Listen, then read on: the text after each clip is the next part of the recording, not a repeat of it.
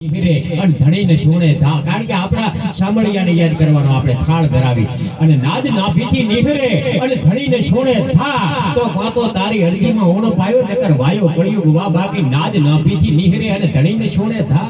કારણ કે તમારી સાચી અરજી હોય ને તો પરમાત્માને પોતાને હાજર થવું પડે એમાં નવાઈની વાત નથી તો સહેદા ભગતને એકવાર જગત તાળીના કીડાથી બધાવી લો સહેદા ભગત વાહ વિવાહ